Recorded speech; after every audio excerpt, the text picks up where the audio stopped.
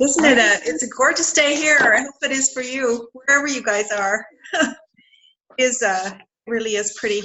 The reason that I picked this podcast to begin with was because this is an area that I've thought about for a long time. Self-sabotage, and is something that I want to understand and to move forward on, because I'm tired.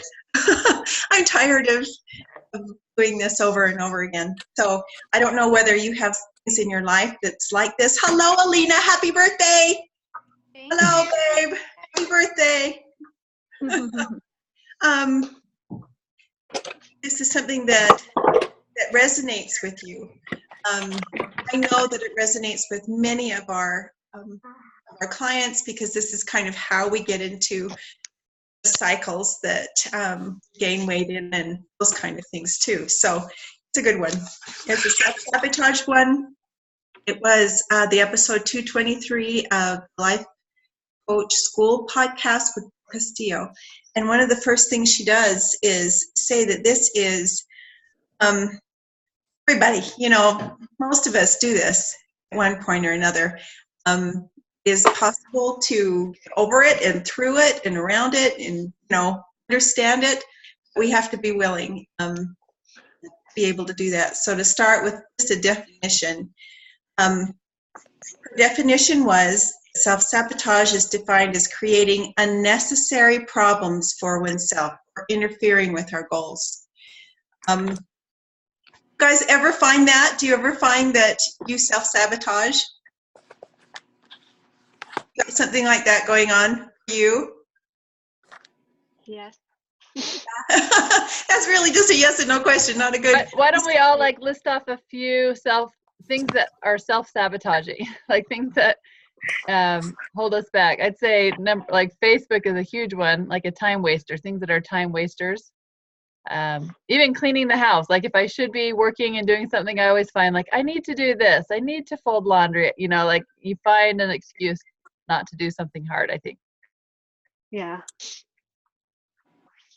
Anybody else? Because then we'll give some ideas. I'll say one. I don't know can you hear me? I think that for me, I get going on something and I think, oh, no, this is what they're going to be thinking about this. So I better change what I'm doing and do what I think they're going to think. Does that kind of make sense? So I kind of sabotage myself in the fact that I don't carry on with my own ideas. I jump onto what I think they're going to like better or things like that. I think that's a really good one too, because as we'll go down through this, how many of you have been able to listen to this? You were able to listen to it? I did. Okay, good. Yeah, that'll make us easier for all of us. But that part that says, you're basically what you're doing when you're self-sabotaging is you're just wanting to feel comfort. And so, how many, oh my gosh, if anybody's ever had to lose any weight, there's a reason probably why you gained the weight in the first place. You're, likely trying to create comfort. And unfortunately, somehow food creates comfort, but there's a lot of things that, create comfort. And even just like she was kind of saying, procrastination is a way to create temporary comfort because you're pushing it away. I'm like, oh, well, I don't have to do it, so I could take a nap instead, and that feels more comfortable than just getting it done and getting through it and just telling yourself, you know what, just do it anyway. She gave 4 examples of what this would look like in our lives. One of them is procrastination, is putting it off. Another one is buffering. That is the Facebook, that's the cleaning, that's the eating, that's the overeating, that is the Netflix, that is anything that kind of dampens so we don't have to really feel. So that one is that's a good one. So procrastination, buffering, which we know a lot about and we've studied about quite a bit. Not showing up, that's a big one. Saying you're going to do it, but you don't do it. So that's a big one. The other one is quitting. wanting to just say, okay, this is uncomfortable for me, I'm not going to do it. And how many clients we have is this familiar with? You know, they make it through maybe first couple of days and all of a sudden they need to quit. They say that one of the highest functions in our brain, you know, our frontal cortex, this guy up here, right? Prefrontal cortex, this one. One of the highest functions is that we are able to make goals, that we can dream and we can make goals. And then another function of that is to be able to pursue those goals and to accomplish them. Somewhere in there, that other little brain kind of goes, oh, just a minute. No, this is not quite as comfortable to be able to move forward.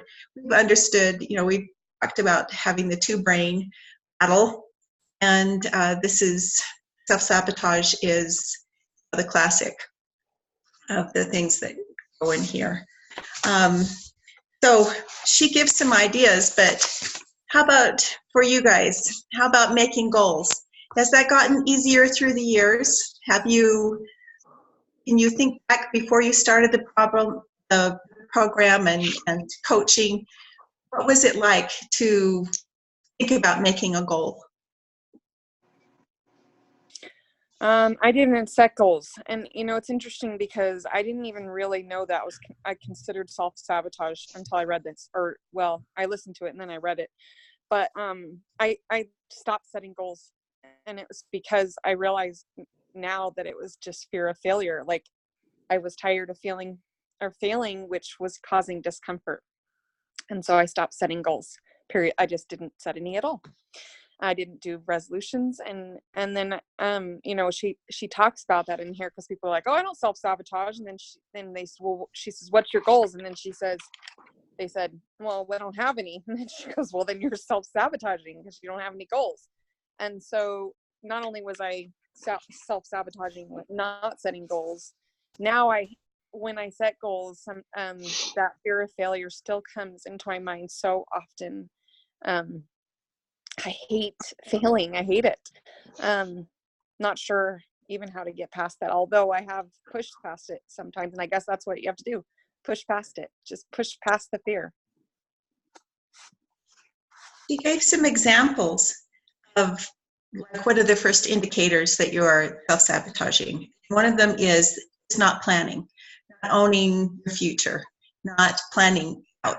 So that is one, you know, it's our why.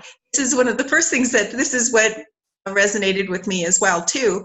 This is the first thing that we work with our clients is their why, and our coaches. And moving forward in this is why we are doing this, and being able to dream just a little bit. So the next one is another indication of is just a lack of awareness, not being willing to be self-aware, you know, to work on your mindfulness. So again, that's another one of the very first things that we work on is the why and dreaming, creation boards, and then learning with stop, challenge, and choose, and our mindfulness and our breathing and all those kind of things. So those are two very powerful ones. The third one is that we focus on the past focused is what she called it, and focusing on things that we didn't accomplish, that we were not able to do, that this is what we see, this is what we feel, and it paralyzes us to be able to move forward. So the question is, how do we overcome this? She talks about what do we do when we have a lot of self-doubt? Because if this becomes a pattern, this becomes a spiral. This becomes how we do things. I do this with my 5 and 1. I don't know if any of you struggle with getting back on the 5 and 1 and being able to do it. This is one of the things that I struggle with. Is during the day, I doubt I can do it, and so it's so much easier to have a bite of something else that it's like pattern. is worked over and over, and it's a loop. And finding ways and discovering things that help break that, break it. One of them was that, well, I'll tell you what, you guys think of something, and I will share this one thing with you, all right? And then we can go on to some of our other things that we're doing. When my husband started working in Hawaii, I found that I had a whole lot of extra time and also a lot of other emotions, a lot of big emotions that I hadn't really needed to even notice before.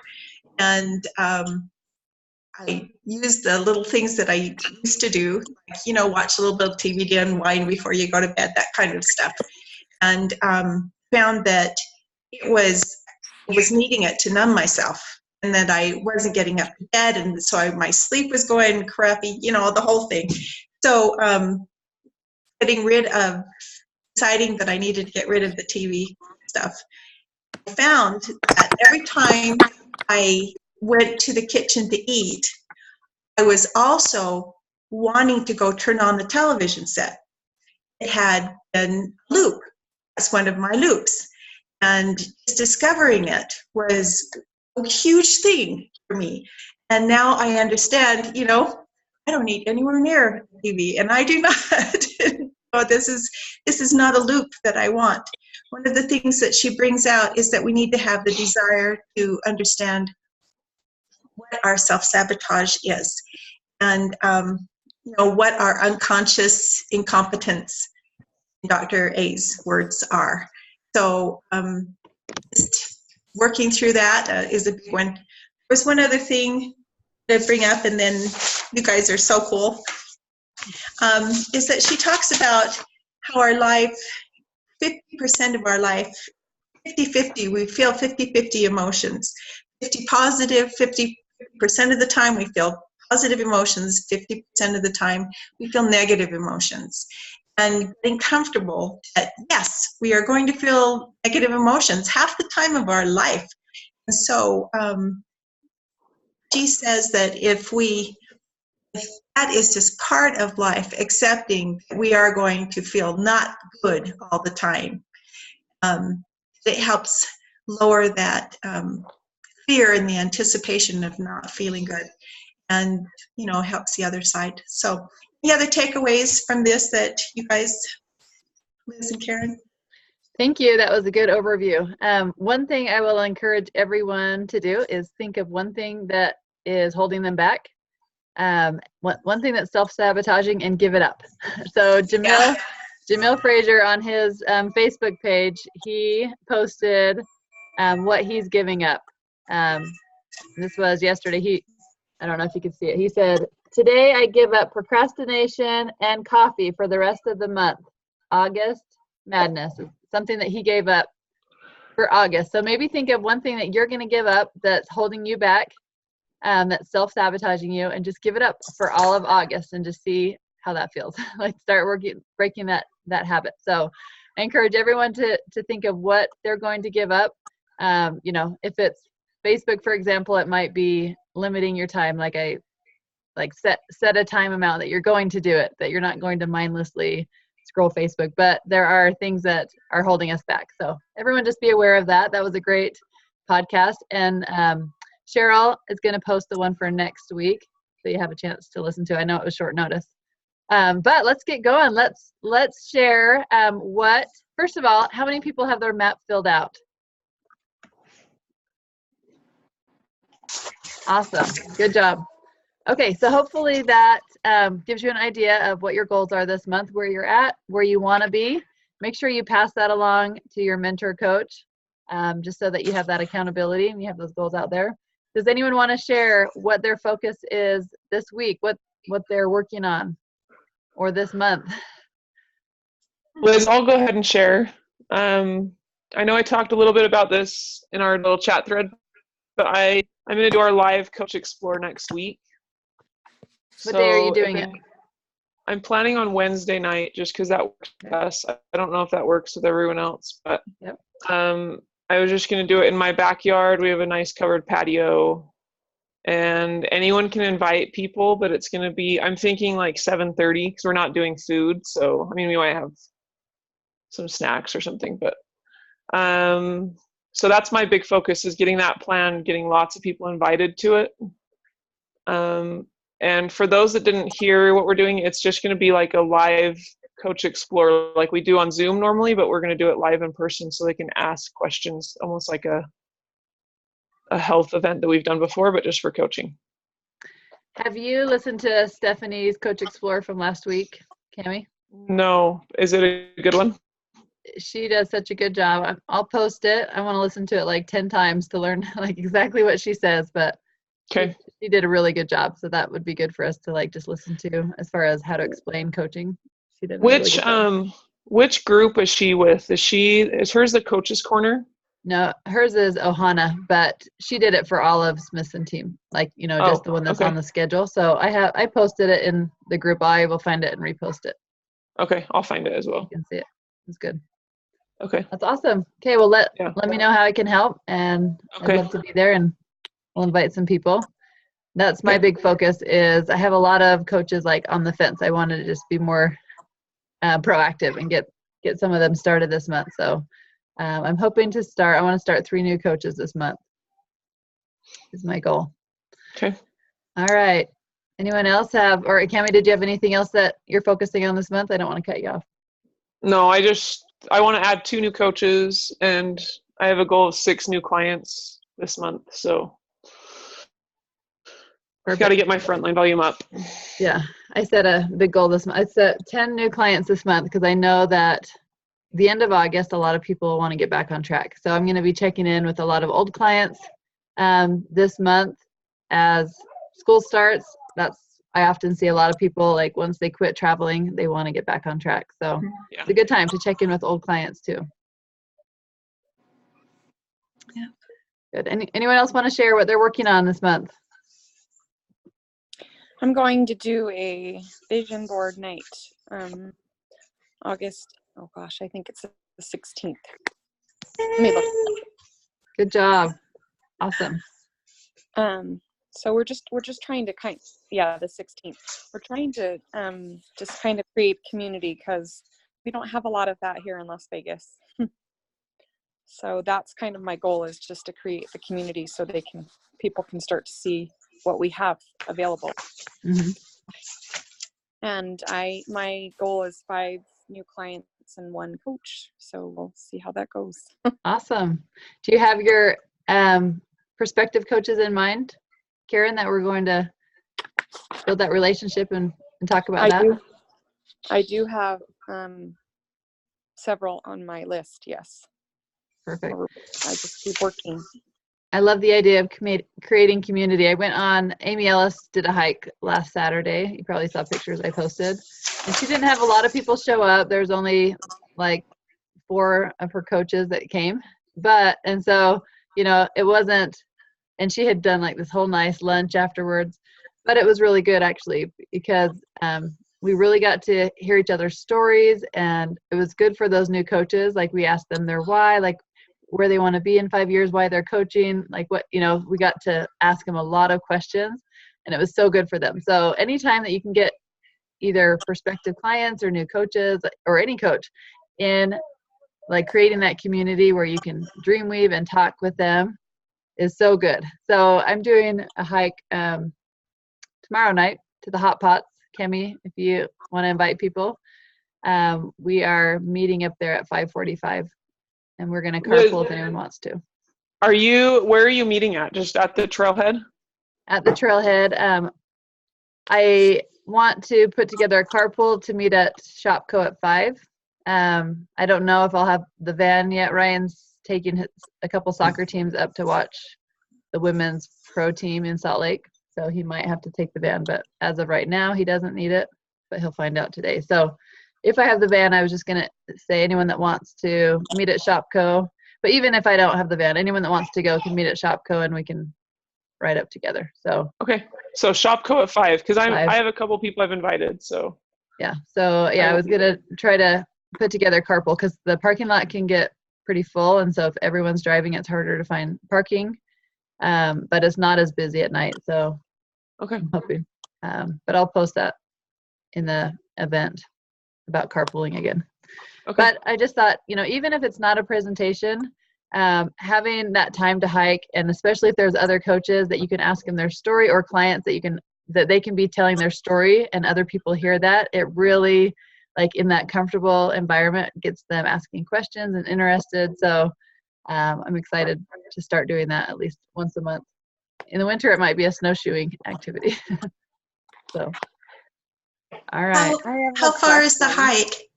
It's 4.5 miles round trip. So halfway up, there's all these hot pots. So we're going to do different ones, but I've been wanting to do this one. There's lots of hot springs up there, and it's really pretty. Can I ask a question? Yeah. This isn't like sharing what I want to do. I feel like I need help with ideas. So hopefully this group is okay for that too. But those of you who like pretty much have 6,000 frontline volume, or, have been good at maintaining that, how do you do that? Like, I don't know, what action steps do you do regularly that really helps you to have that type of client acquisition, that level of that? I don't know. That's a good question. Where do you get your clients from? Well, I'll share a couple things, and I'd love Trudy to share. She's really good at getting clients, even when she was always really busy. But for me, I always set a goal of how many clients I want to get. So I put that in, like, somewhere that I can see it. And then I think, like, starting conversations. So for example, I posted Vicky's zucchini recipe. Who wants zucchini recipes? And then everyone that did, I sent them a message, that said, hey, here, and I actually sent the link right then, although I got their email address and put them in my connections. And I just asked, is there anything specific that you're working on with your health this month? Or do you just like healthy recipes? So I just open up the conversation. So I have a health assessment this morning with someone that I don't even know, that she's trying to lose weight. So she's cooking healthier, and so you can just kind of start that conversation. Hey, I'd love to do a free health assessment with you. I might have a few tips to help you, with your goals. And then we get on the phone. So just being intentional with starting conversations has been, key for me. And just, being consistent on Facebook. I get a lot of people that just message that say, I watch you on Facebook. I want to know more about what you do. So that's a big one. And follow up is the hardest one for me, but that's one thing that's really important, is following up. Like, when you do have someone that shows interest, being professional and following up with them, and being consistent with that. But Trudy, I want to hear what your tips would be, because you're kind of I don't know. Probably one of the biggest things too is that I have that goal that I will hit that every month, and so I just keep that on my mind, and I think about people every day. So I try to do the Facebook thing. I kind of fell apart in July because I wasn't home very much, and but I try to do the 3, 3, and 3. I know that that's been very beneficial to do that, make old connections with people. A lot of my clients now are coming from other clients as referrals. So I just let them know that if there's, somebody that's interested, that I'd be glad to help them. And they're good to do word of mouth for me, kind of. But I think it's because I was thinking about that this morning. So it's so funny you'd ask me today. I try to take really good care of my clients. Like, I get involved with them, and I always call them. It's always a call, and if I can't get them after 2 or 3 times, then I'll just text them. But I always try to call them. I might go places with them. I go to lunch with them. I went to California with one of them. I just try to be more personal than just this is what it is. And then they'll have somebody call me and say, oh, I heard you were such a good coach, and I want to have you help me. And so I think that has helped a little bit, just being genuine with people and trying to help them a lot. Other than that, I don't know, because I myself want to work better of living it out loud and using the right words when you talk to people. I think that's probably a critical thing, of telling people that you're willing to help others. Like, I had a lady who wanted to start, and she said, my sister is interested in doing it. And right there, it's like, okay, yeah, doing it with somebody is always beneficial. So asking them if there's somebody that wants to do it with them gets them kind of thinking too. So I don't know if that helps or not, but those are kind of the things that I'm doing. I think you shared a lot of really good gold nuggets. So, and I love that you talked about be a good coach. That's huge.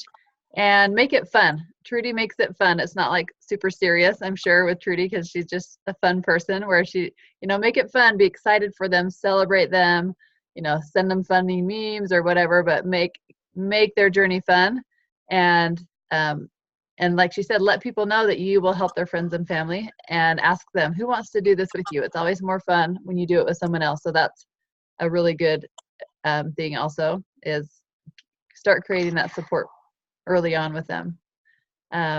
So she's really good at that. Anyone else have it? It's rough at first. It's hard. I remember crying. I remember, I'm not gonna make it. I can't do this. Yeah, it can be rough. Yeah.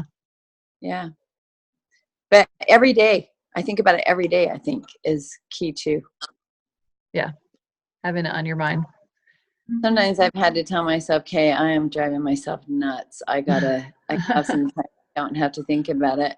Because with school and everything else, it was boggling, So yeah. Anyway. And that's really why I'm stressing, like, set those times that you work so that it doesn't have to be overwhelming all day. Like, put in all your effort during those times, and then go have fun. Like, be thinking of other things. Because I've been at that point that you're always, I shouldn't be out here, can't leave my computer. I need to be working, so like being able to have fun.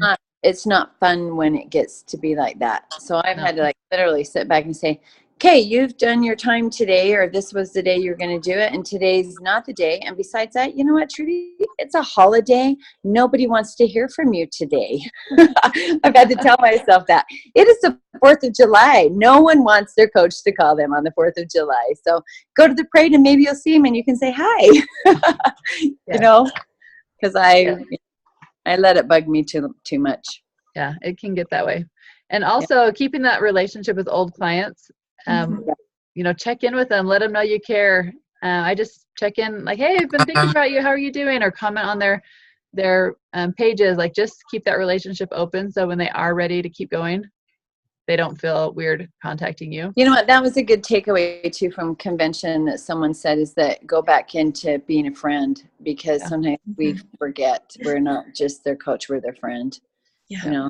And they're not just our coach, they're our friend. Yeah. So. And also, like, I just make a point, and I know it's hard when you have little kids, Cheryl, but I just make a point to make a friend wherever I go, like make a connection when I go somewhere.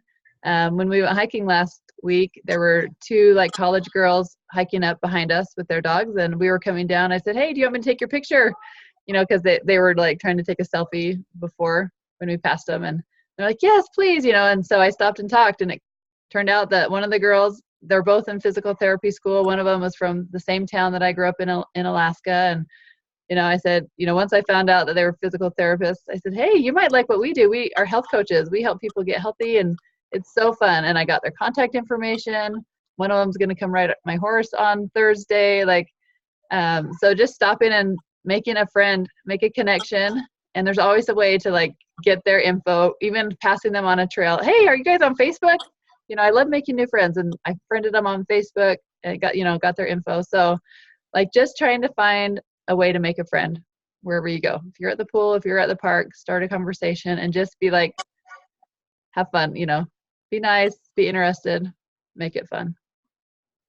Like that part with Jamil where he says, just other stories, get to know people. Yeah, learn their stories. People. Yeah. Yes. Awesome. All right. Did anyone else want to share their goals? What their goal is this month? Now that you have your maps filled out. Mine's 5 new clients and 1 new coach. Awesome. Love that. Mine is to get 10 people really well in Hawaii while I'm there for the month. You could start a great little group, a community group, Vicki. Yeah, I'd like to go on a hike or something. Yeah, ask people to teach you at the fun places. Take me on a hike. Yes, Together exactly. hike. Yeah. Cool. And live out loud. A lot of times I forget to do Facebook Lives or things, but just being consistent on just being out there. People like to feel like they know you. Something that I have noticed about my own journey here is when I'm positive, even if it's not, doesn't seem to be working right that minute, it just kind of comes. As soon as I start to get down and negative, I feel like it just flows into the universe. People can feel it, so they can just feel the difference. If you're happy and positive, it's just like they said at convention, you're what's the attractive. So just being attractive, I think that's a huge thing. I mean, honestly, they've come out of the woodwork when I've just been positive. Even if all of the other little things that I've been doing aren't working, all of a sudden it'll come. Yep, your vibe attracts your tribe, right? Yep. Awesome. All right, anyone else want to share a goal that they want to be accountable for? Or has anyone thought of something that they're going to put off for July that is holding them back? Self-sabotaging. I'm going to give up fear for August. I know that sounds crazy because I've done this for a long time. But I think I've come to the conclusion that that's what's holding me back I could get really deep into it, but I think I'm afraid of not hitting Fibc because I've been going for it for so long. And I'm just tired of being scared. So I'm giving it up. Good. One of the things that they talked about, and that she talked about in this, was not feeling worthy. And that's a fear. Putting a name on it, putting a name on our fears. And that's one of the things she talks about with this one is feel worthy that this would be something you're capable of, that we're, this is me too. Me. It's I believe sometimes that I just can't be Liz, and I can't be Amber, I can't be this, and I can't be that, and so what does Liz say? Yourself. And I go, oh, but who? No, I don't want that one. And this is that's to name a fear, be myself, I'm afraid of. And putting the name on it is, one of the massive momentum tour. That was one of the things she talked about, was naming the fears. Mm-hmm. Being aware of them. Yeah. All right, we have Bold Cami this month. Love it. Doing it. One nice thing about everyone in this group, like, we know how amazing Optavia is. We don't have to be afraid that it's not the real deal, that it's not amazing. And so you get to the point that you know what it is. It's easier to be bold about it and share it with everyone, and if they don't accept it right then, it's only because they don't understand what it is, so you get to that point that it's okay to be bold and be confident in what you do. But Cami, we are rooting for you. You're putting in the work. It's going to come, and it's going to feel that much better when it does, because of how hard you're working for it. So I'm excited for your event next week. Let me know what I can help with. And sounds like everyone has their intentions for the month. So think about what you're going to put off. One thing for me is I stay up way too late. Cheryl knows we were working on our t-shirts past midnight last night for our retreat. But I want to get into a morning routine. Like, that's holding me back from a lot of breakthroughs, I think. So I want everyone to think of what they are putting off, what's self-sabotaging you, and so that what are you going to put off so that you can have that breakthrough. So you guys all have an amazing day. Thanks for hopping on and sharing with us, and it's going to be a great month. So let me know what I can help with this week. If we want to do Coach Explorers, I'm going to post Stephanie's. That's even a great one to pass on, because I'm almost hesitant to do one because hers was so good. I almost just want to pass hers on. She's just really good. So everyone watch it. That'll just give us ideas on how to share better. But I love how she does that. And then just let me know, what you're working on, what we can help with. If we can do some tip calls, let's do those. Let's get to know these potential coaches that you guys have also. Vicki, did you want to add one more thing? A transition webinar. I think that would be. Transition webinar? Okay. Yeah, I've got a few people. Okay. It hits again that they aren't too sure whether they can join one, in the evening. So a good one of those to pass forward. I would like, that one too. My nights are all filled up this week, so I could do a daytime one, or I could do next Tuesday. We could do, or if someone else wants to do it, we could do this week. So actually, I could probably do Friday, but that's not the best night to do a Zoom. Yeah.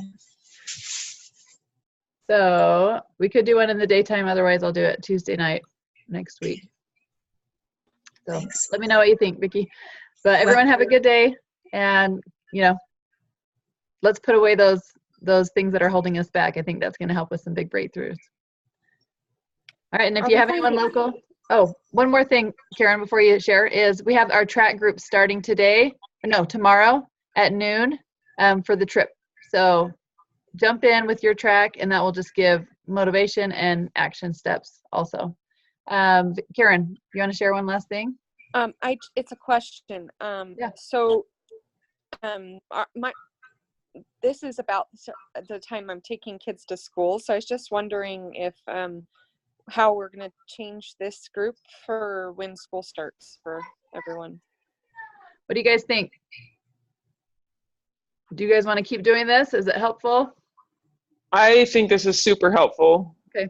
Maybe we'll do 9 o'clock when school starts. Would that be better? Yes. Yeah. Like 9 a.m. Utah time? Yes. Well, is that going to work Would for you, that work Karen? though? Yeah, because 7:30 is when You take them? by 8. That Okay. would be perfect for me. 8 Okay. a.m. would be great. Do you guys Yeah, like 9. Tuesdays? Or should we do like Monday? What works better? I almost think Monday might be better just to start our week off. Yeah. But I'm okay either way. I think 9 o'clock is perfect. I kind of like Mondays if we're doing later. I do my check-ins on Tuesday, and I usually start calling people at 9. So I wouldn't mind doing Monday if anyone else is not objected or don't have I like that. objections to that. Okay. So why don't we start next week, Monday at 9, since Karen's already started school. Does that work? Yep. All right. And then let's see, Cheryl, will you post the link again to that podcast? I know it's in the chat thread, but it's kind of up a ways. Yep. All right. Thanks, you guys. Have a good day. Thank you. Have a great one. Yeah.